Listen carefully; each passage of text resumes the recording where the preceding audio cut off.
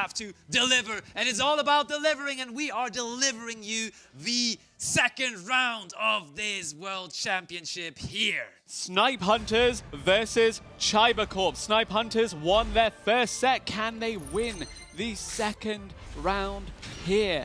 Starting things off, we have Josh versus Puck on Duel B. And Puck is no-handing this right now, which means he has lost the coin toss, is not even looking there. Does he even have an interaction in his hand? Doesn't really look like it either. The blade is being summoned, destroyed. Anguage adds Sleepy. I think that Josh can just combo as he wants. And we saw Josh time and time again turn to this Memento deck when he needed a surefire victory in the Road to Worlds qualifiers. Yes, we said it's mentally taxing after a while, but he's in the zone right now. He has the Gatic in the graveyard. He has so much on the field. The Twin Dragon going to resolve. Memento looking good, but something else that's looking good is Joey's Malice deck, which is off to a great start. Yeah, there was an impulse activated by Quantal, Dominus Impulse that is, but Gold Sarcophagus was basically a negation for that because it just does the exact What can you infer same. in terms of the deck that he's running by the Impulse? Atlantean Mermail or Oh, something it could be else? Mermail, it could also just be Malice. Yeah, that is both possible, and it's interesting to see because it is confirmed that Joey is playing Malice, so at least for his first pick here, for his first deck, he has turned his back on the Blue Eyes deck, and he is running the strong Cybers deck that there is Malice, and for now, he's the one being the one to combo. And speaking of comboing, it does seem like on table C, it is also Team Chiba Corp with Enzo being the one playing in control with the Ryziel deck over there. Yep, there's the Malice Q Red Ransom coming out for Joey here. Quantal just sitting back, just thinking, is there an interaction? There is. The Bestial Magnamut now going to come down. Does the Bestial Magnamut now tell us anything else aside from the Dominus Impulse about what deck this could really be? screams Malice right now because this can be an interruption, but it's most of the time just an extender for you. Also replaces itself, of course, in the end phase with most likely a Druid Worm that you are setting. Oh, I think we have Malice and Underground already in hand, adding Malice in the mirror here because this is not an interruption that stops you. Oh, we're shutting off the access to the Bestials immediately with Malice in the mirror, and therefore we're going to banish our own Red Ransom using this as an extender immediately. That is beautiful by Joey. Wow. Yep, very well sequenced by him to get through that. Quantal, you had 2 disruptions, but they've both been played through. What's next for Quantal now? 3 cards in hand. Actually, 3 cards in hand for both of these duelists. The only difference is Joey has a setup graveyard, a setup banishment, and now a setup field. And his turn still, of course, which is also nice. Oh, and Emre on the bottom table C is just activating Upstart Goblin there. Emre, what are you bringing this time around? We said he's usually the wild card on Team Snipe Hunters, and what wild card is it this time? And meanwhile, we see the field of Enzo there as well. He summoned Baguska after his entire Ryziel combo, so this is a real tough task to overcome. I do wonder what Emre thought that Enzo was playing to play this kind of deck into it, depending on what this Upstart Goblin does lead into. I think it was the complete correct call from Emre saying, okay, I think I'm going to play versus Ryziel, so I'm playing. The Upstart Goblin tells me that it might be Sky Striker combined with the Tenpai strategy. Yep. So you play it for consistency. If Tenpai gets to play, it deals about 16,000 damage. Always. What does that tell you? Slayer is there on the bottom for Emre. Duel C looking spicy there, so we may as well have a closer look into Duel C there. The Ultimate Slayer resolving and putting not the Baguska, but I think the Detonator back Yeah, the into Baguska is deck. still a little bit scary though, because once that was off the field, the Detonator's effect would be live, and that would be just further disruption on top of that. Emre, 5 cards in hand, you got rid of 1 problem, still facing down 2 though. How are you gonna deal with this? Speaking of dealing with things though, it looks pretty good for Josh right now. Memento just going off while Parker's just sitting there. That is absolutely correct, and we now have Emre really thinking about this.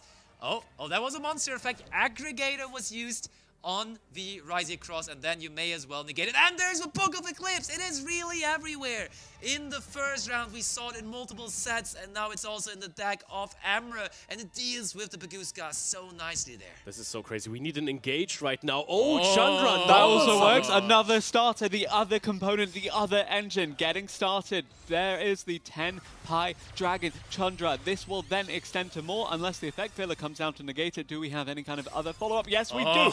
called by the grave. Gonna be the insurance policy to make sure Tenpai Dragon Chandra can resolve and then eventually access the extra deck. But everything shuts a Chandra off. Yes, Effect Valor was negated now, but is there maybe infinite impermanence or something?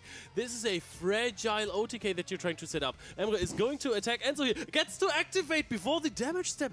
The Chandra is going to special summon out Pydra. Pydra is going to get either Sangan Kaiman or the Sangan summoning. That is huge. You're completely at it right now as Emre. Emre's going off. He's having a good time of it. He's going to go into the face down. It's going to be the Sangan Kaiman. It's going to be able to be activated from the hand in the battle phase. The Tenpai Dragons, they are ramping up. Is there any kind of stop that Enzo can do here to stop this onslaught of the Dragons? It really comes down to the last set card there for Enzo. That one better be a good one. That won't be something like a Book of Eclipse on his own, maybe. That would be cool. But we shall see whether that is the card he has. I think at this point you're trying to go for Black Rose Dragon, right? And just destroy the entire field and then Sangan Kaiman, pray for no Ash after you've used your Called by the Grave already. Or we are going... Sangan Biden Dragon. Proving me wrong here. Summons back the... Oh, and that is going to be a Ryziel Plasma Hole. Oh, that's a good one to have as well, though. Going after the Biden Dragon now. That's huge, but there is the Widow Anchor being chained onto the Duo Drive. Ryziel Duo Drive, meaning, is there enough spell cards? There's Upstart Goblin. How many more spell cards is there? There's Ultimate Slayer. That should be Sangan 3. Kaiman. And there is Called by the Grave. Called by the Grave in there as well. So we do have free spell cards. And that means we are destroying the Biden, but we're taking the Duo Drive at the very least. Yeah, but we can also just attack here and then summon back the Dragian from our graveyard. But can we still deal enough damage? Maybe we can get over to Duel C here. We're going to special summon immediately, taking away a lot of resources from Enzo already, even though I think there might be another follow-up in the hand there. So Sangan Pai Biden Dragon now coming back to the field. We have the Tenpai Dragons continuing to combo off. Eventually, we will see the Transcendent Dragon. Will we see it now, or is this the Trident Dragon? I think it's the Transcendent Dragon. Now, it's been a while, but how could you forget this? The monster that is Sangan Pai Transcendent Dragon. Effects are turned off and life points are not long for it either. We haven't even used Sangan Kaiman here, so this is so huge. And that was the most important part, really, to turn this Baguska, the terribly tired top That tier, was a funny in attack interaction position. because the Ibuska now also turned the Duo Drive back into attack position. So we got help on that level in so many different layers. And now we is engaging in this Malice Mirror match here. And we, on Duel B, also now have found out that Pac is indeed also a Memento player, meaning we do have a mirror match on Duel B as well, equally so. And it's looking like he's forcing out a lot of interaction while still having 5 cards in hand. Goes into main phase 2 now, so Josh has set up, will get another turn, definitely. Speaking of main phase 2, actually, Emre in there as the Tenpai Dragon does suggest this hasn't gone quite as planned, but still pretty good for him. That's indeed very interesting. That's not the phase you want to hear. As a Tenpai player, I think you're trying to avoid the word main phase 2 because that is the phase you just never want to be in, but you are totally right. We can tell he is in main phase 2, and therefore that means Enzo will get a turn into this Tenpai field now, which is at least having a Heretic Seals there. And there is the Nibiru, the Primal being on Enzo's side. Good thing, though, that we went into the Seals, because that will at least now be activating in the graveyard. How much can it really do, though? Yep, need to rebuild this field from scratch for Emre. Granted, we do have a loaded graveyard, thanks to everything that's happened so far. Now that is, I believe, the Genroku being summoned from the deck. Another Tenpai Dragon name being added to the arsenal of Emre. The question is, what does Enzo have in hand? Is this an Ice Ryziel for a normal summon here? No draws are being provided here at the end of this turn, and we're going to see another draw phase. Emre broke the field, but can he maintain this momentum? There is another starter from Enzo. It is Ice Ryziel, was searched in the previous turn. Sword Ryziel being summoned, and now you're going to see why the Ryziel deck is the absolute top meta deck next to the Malice strategy. And the thing is, with Emre and his Sky Striker Tenpai deck, that is a deck totally designed to only break the opponent's field by using powerful spell cards on your very own turn, meaning, of course, there is no space for any kind of hand interaction, so I wouldn't expect him to have anything here to try to stop Enzo here at all. Does feel a little bit like Emre has run out of steam here, having fully commit to clear that one out. It looked close. It looked like it was the Tempai Dragons duel to win. Could very well still be, but Enzo now comboing off on the Ryziel. Do we delve into the extra deck already? Do we continue to extend? The options are limitless because, as you mentioned, Leo, this deck from Emre was all about destroying cards on the field and clearing stuff out. It's not about the disruption. It's not about interacting on your opponent's turn. Yep, and I think mainly it's about punching, actually. It's about dealing a lot of damage. I don't know how good dragons can actually punch, but they can definitely provide a big roar or some flames here. That's And one into a way. Josh, 1 game, 1x. In such a straight manner here, one immediately basically set up a big field in the Memento Mirror match, and Puck was just chanceless there with no hand traps. Yep, Josh in the duel of content creators has said, I am the one that is superior. I am starting my team off here with a win on the first set. And Puck really did not have any say in this one. So the already winning team in round 1, being Team Snipe Punchers, is now also looking good here, starting the first set in round 2 off with a win on Josh's side as well. We mentioned the Memento Mirror match, but the Malice Mirror looks okay too. But this Ryziel Tenpai Sky Striker duel seems to be going by way of Enzo. We mentioned before Superstar Slayer Typhon Sky Crisis. It buys you time, it buys you a turn. Right now, it buys you a clear of that big token and allows you to swing for potentially, eventually, game. That Typhon is hilarious though, because Typhon is not only negating your opponent's cards, but it's also negating your own effects, or it's preventing them from activating. And that Ryziel Detonator right there has 3,000 attack points, meaning he can't even use it right now. Oh, and Pydra is being summoned. If there was a second Fadra in the Sangen deck, that would have summoning? been crazy. Yeah, you can access Sangen summoning now, but the thing is, can you even get more cards out of the graveyard? Because that is going to be, like, the resources of this deck, because of recent Forbidden and Limited lists, or not so recent anymore, they are really limited. Yeah, the Tempai Dragon package very, very small now, and it does mean that we're running out of main deck names for it to access, but it's still not over yet. 5,100 life points remaining for Emre, 2,500 for Enzo. One more turn for Emre. 3 cards in hand, one of which is the Sangen Summoning. 2 cards for Enzo. Is one of them the Ash Blossom and Joyous Spring, or the Ghost Ogre, or the Ghost Bell, or anything that could deal potentially with that Sangen Summoning. That is a card as well. We're giving some life points back, and I think this card, the Upside Goblin, last turn for Emre,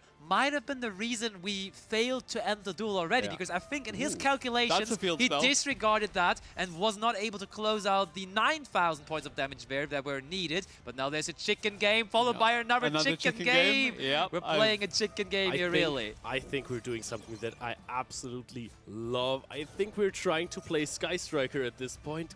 Wants to find the Sky Striker, mobilize, engage the glorious spell card, go into Hornet Drones, Kagari, add back something, play with more of the Sky Striker cards, break the field that Enzo has there. Pydra is being stretched up, but what are you doing with just a singular Pydra in hand? We need to discard something as well for the Sangen Summoning, so I will wonder if Emre does opt to start to abandon these Tempai Dragons and go more into the Sky Strikers, but committing to the field spell being played does suggest that we're going to see more of the Tempai Dragons. Still thinking, still asking his team by the looks of it as to how he wants to approach this. Meanwhile, Quantal approaching a pretty scary field in that Malice matchup.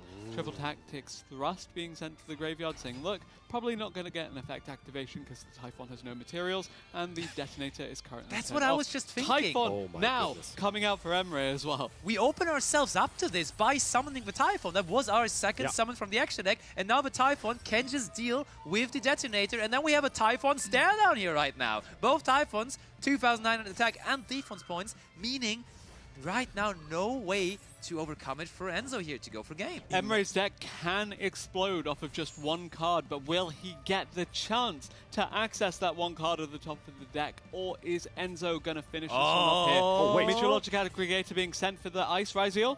You just need more cards for this, because X cannot search right now. You have the Superstar Slayer Typhon. Oh, and there is Purulia Normal Summon. That is huge. And that looks like Enzo is going to outvalue the Sky Striker Tenpai strategy here. Light Dragon and Ignis Star is, of course, who needs value if you can just go for a game? That's very much the Tenpai way. Destroy it. That's the first attack coming in. And Enzo, after having a dangerously close second turn where Emre almost got him, closes out this game here on Duel C to equal the score overall here in this set. And we continue the trend of once the Tenpai Dragon deck sees main phase 2, it's over for it. But now Quantal will look to take a lead for Snipe Hunters here. 1-1 on the scoreboard overall. Josh, of course, outing Puck, while you had Emre drop his game against Enzo. Quantal versus Joey. Team captain versus team captain. Malice versus Malice. Yep, and Joey started. Look at this hand. This is a whole binder right there. 9 cards.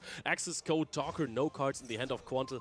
Just to overcome this field with such amount of resources is almost impossible. So Joey is going to get the lead for Chiba Corp versus Team Snipe Hunters. And that was not something we were expecting given the outcomes of that first round. And yet it is showing that Chiba Corp, they're still in this. This series, though, still very, very much alive here. Could be anyone's to take. Now it's time to talk. Now it's Other side, we had Emre, who was playing Sky Striker Tenpai, and who might have Ryziel as the second deck versus... Oh, there Indeed, he might. He may very well have that Ryziel as that second deck, but right now it's Enzo sticking with the Ryziel of his own after finding victory in that one. This is 2 duelists that won their first game in this set, and it could very well be 2 duelists again looking to close this one out for their team. With Molcharmi Fumalos getting answered though by Enzo and the crossout designator. There's no way. So Molcharmi Fumalos really being in so many decks, at least as a one-off. We see this card everywhere. Crossout Designator is such a dangerous card to play in this team format, except for maybe Maxi, but being able to hit something else is almost lucky, I want to say. And hold on, did you realize what's happening there on Duel A? Pack has shaken off the Memento deck and has replaced it with the Crystron strategy all of a sudden. Wow. That's really interesting because, as we said, Crystron was the deck of choice for Tasku when he completely destroyed the Road to Worlds qualifiers with that strategy. Now, Crystron kind of fell out of prominence once people started main decking that Artifact Lancia to go with Malice. It just kind of fell by the wayside as a casualty of that because Lancia was so good at shutting down the Crystron by extension. But there's a lot of nuance to this. There's a lot of skill expression. There's a lot of chaining on top of an Ash Blossom to guarantee some kind of value is generated for Puck here. When Emre, after losing there on the first set, now has switched over to the Ryziel deck on Duel C, and one singular impulse from Joey stopped his Ryziel combo entirely as we see him passing on a singular Ice Ryziel. Gold Sarcophagus going to start things off here. It's going to be a free summon for that Malice deck eventually as well.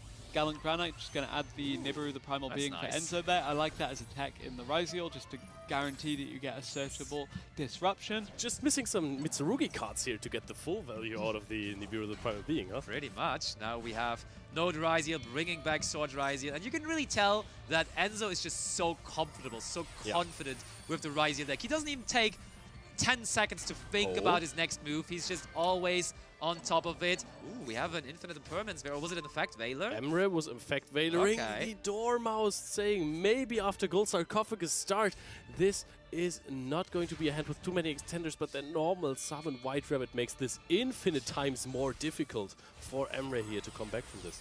Well, I mean, this is looking honestly really good on all 3 of the tables for Team Chiba Corp. Do we just have, if they win it here 3-0, the 5-1 victory for them here, or 8-1 then, which it translates to in the end? That would be impressive. Could very well be a clean sweep, clean-ish, given the fact that Josh was able to take that first game. Yeah, Chiba Corp, they could very well just close out this set convincingly, but we've seen comebacks happen before in previous tournaments. We've seen it earlier in the day as well, so I'm hesitant to count out your 2023 World Champions as they look to face off against Chiba Corp here. Josh sets a monster and sets a spell and trap card that may have been an alrightish play in 2010, but since we have Yu-Gi-Oh! Master that has never really been too acceptable. Okay, we flip up the Baguska. Don't count out my crawlers, my friend. Okay, Crawlers. okay. Maybe that's the Amazing second deck. deck of Josh. Yeah, true. We only have seen Mementos so far. I don't think even for that deck that's a good start, to be honest. But Axe is going to be the follow-up here. We're going to see this negated here, unless you're negating your own Baguska. Oh. That's nice with the Mariologic Aggregator. Yep. Interesting to see that Enzo is saying, oh, Okay. wow, called by the grave on this. Punishing him for not just putting the Baguska in attack position. That's Yep, really so the interesting. Baguska now being live still does mean that all of these monster effects are shut off, so there's no more extension for Enzo here because Josh had the presence of mind to hold the Call by the Grave for that play. There's a pretty easy fix for Yeah, it, though. You can that's just manually turn the Baguska into attack position. That's not that big of a deal, as we are now in a new turn. But before that, let's just quickly draw another card with the Ryziel across. No biggie. And I think Enzo is feeling confident and comfortable still here. I There will it is. say, yeah, you need another Ryziel monster, otherwise maybe you're just playing one. Oh, Dual Drive can of course detach from 2 monsters on the field, doesn't even care about having 2 on itself. No, you can just detach from Baguska and from itself if both have 1 material. That is so good. You can now add 2 more monsters here. Baguska in attack position. And Royal Leo, Rare looking threatening. you were talking about Milchami Meowls, and we just saw there was a triple tactic talents resolving on Duel C, and they revealed in Amra's hand the Molchami Meowls, very interestingly enough, in I like his Ryziel deck, actually. That's interesting, really. But really, the Ryziel deck of Enzo is the one that is shining right now, as he is really putting more and more level 4 monsters onto the field. And there we have Joey comfortably once more playing into just the Ice Ryziel there. Puck making FA Dawn Dragster to just run further disruption as well. It does mean that Quantal's now on the back foot. Right now, it's looking really promising for Chiba Corp here. They had a rough set 1 during round 1. They had a rough rest of the sets in round 1. They had a rough round 1 end of sentence. Overall, yeah. But this looks great for them. Oh, honestly. Joey, he's lining up. He already has 5,300, and there is now another powerful monster coming back. Amra not looking too happy. He can chain his Molchami Meowls here, so he basically has a heart of the card moment here. 1 card that is supposed to stop all of this. I could only imagine, One like, Nibiru, the Primal Being, maybe being the one that could do it, but even that one then afterwards could still be overcome. It would still be hard. Oh, wait. Emre gets a chance to activate a card here. I think I have seen a toggle there. Maybe this is Nibiru, though. It is Maxi. Hovers a little bit over it for some tension, but look at the faces of these Snipe Hunters. They look absolutely defeated. While Chiba Corp is running wild in this second round of the tournament access code. 4 game here. 2 wins already. We're at 4-1. And now Duel B is the last one. Quantal is still trying to get through this field, but it does not look good. Yep, Chiba Corp just quickly finishing off 2 games in rapid succession there. Really, really quick wins for them. Could this be a third? Speaking of quick, there is FA Dawn Dragster racing towards the finish line, stopping the Dominus Impulse and allowing Tristaros to respond onto the gold sarcophagus. Yeah, we're going to summon out a Crystron from the deck. And not only that, but we're going to Synchro summon right after with the 2 monsters there on the field. That's a Synchro 5, interesting enough, and that just means Axel Synchron I was thinking time. Catastro. Oh, you're bringing a throwback to the past there, but I think Axel Synchron not too bad here either. What is it going to lead to, though, is the question. I think Pak is such a phenomenal player, right? We saw him on so many different decks, but if you would have asked me whether he's an expert in Crystron, I would have said maybe he is, because he probably can play anything, but it would have not been the first deck that comes to my mind, really. And genuinely, I think Crystron, while potent and while it was super, super good back in the Road to Worlds qualifiers, it did really get left behind with the advent of the Artifact Lancia being so common. But there is another activation Chaos from Park. Hunter is also out there coming to the party. It's his anti-Malice deck. It is his anti-Malice deck, and he is playing against Malice, so it all just makes so much sense. And Pack, look at him, locked in. They are ready to defeat Team Snipe Hunters, one of the toughest teams to overcome, but they look like they would be able to, as Quanto now also has to pass over the turn. He's smiling into the camera as he usually is, but he knows this is meaning defeat here. And this is not a hard turn for Puck to play out here. This is just turning everything into attack mode, putting your Cyber Dragon Infinity at a little bit higher attack. And we go for it. Baron the Fleur, one of the most powerful Synchro monsters of all time. There's a Cyber Dragon also in, and Chaos Hunter, the ultimate answer to the Malice deck, is also the one ending the game here against the Malice deck, and that means Chiba Corp in absolute... These are all household names within Europe across Master Duel and TCG, and they're facing off against Mugiti, Oh, and we have Mugi, Sakuma, Telemans. and Rain. We finally see the Telemans deck back again, and we also see Chaos Hunter on the side of Vince. This is a great moment to immediately get into, because this is already the third set, and the score is... Ooh, I think the score is 4-2 right now for Team Mugiti. I can tell you that. And that is a Cherubini on the field. Do you think that there's maybe a Speedroid engine? Maybe there is. We are searching for Ryzier cards here on Mugi's side. Mugi versus Chris, it is. I'm very intrigued to see if the Tillemans deck can just continue to get the cards from the deck to the graveyard and just go, go, go. The classic Tillemans kick Colossus, and then eventually you have to imagine the rule Colossus. It's going to come through, it's going to go wild, and it seems to be going okay so far for Sakuma. What a tough task it is, though. Team Brotos being already down 4-2 and then losing every single coin toss here for the third set. That is absolutely heartbreaking, and it is Team Mugiti with, of course, their team captain Mugi being in complete control right now. Also, I want to mention, of all the people mispronouncing the name Brotdose, I didn't think it was going to be the other German caster. Well, I'm reassured that we have a team named Brotdose, which is German, I believe, for lunchbox, because I'm sandwiched between two of the best casters. Sorry. We are in here, but there is... I think Duel C. We see there was the Nightmare Phoenix being summoned, and Nightmare Phoenix is one of... No, not Nightmare Phoenix. Nightmare Zerberus, actually, being the one that can deal with monsters, and it deals with the Chaos Hunter there permanently, but... But after doing that, it looks like we're just giving up there. That looks like a surrender. That is something wild to see here. Did not expect that to happen.